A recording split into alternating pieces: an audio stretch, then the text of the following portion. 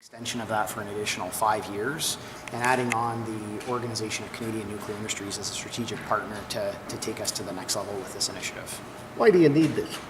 Well, the initial goal was to put a major push on this prior to the start of the major component replacement, which starts in obviously January of 2020. And now that we have a new foundation in place, it's about where do we now take this? The bulk of our suppliers are located in this area. So now the next conversation is about how do you leverage that and what comes next? How do you continue to ensure the area of Grey Bruce and Huron counties is a world leader when it comes to nuclear technology? You know, you can look at countries all over the world, whether it's countries like China and the Asia Pacific region who can't build nuclear fast enough. We want those countries to turn to Ontario for our nuclear expertise, whether that's in the manufacturing of products, like we saw with the new announcement we did in Goderich yesterday.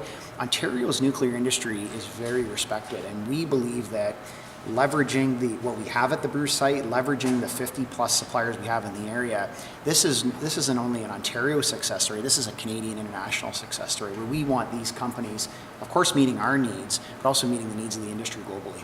So diversifying is what you're saying? Absolutely, you know, and by leveraging that, we're creating more jobs, more economic activity here in Ontario, and leveraging the assets we have.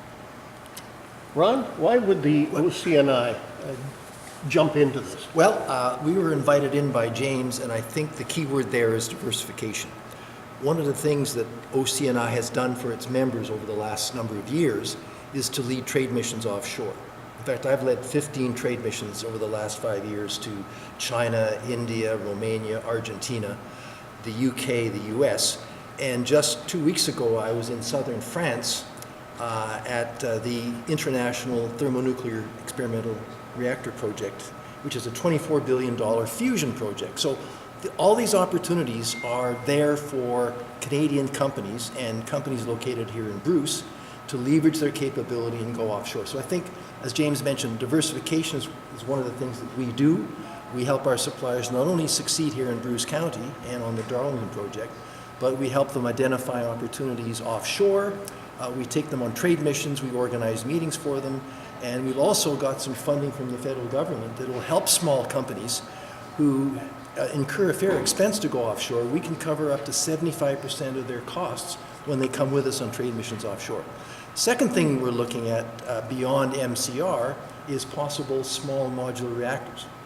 And we've been very active in that area, and I think that's something that some of the local suppliers that will start to look at, create jobs as we explore how best to continue this green decarbonization of our energy system with smaller reactors that can be built here or in other provinces with support of Bruce Power and our suppliers.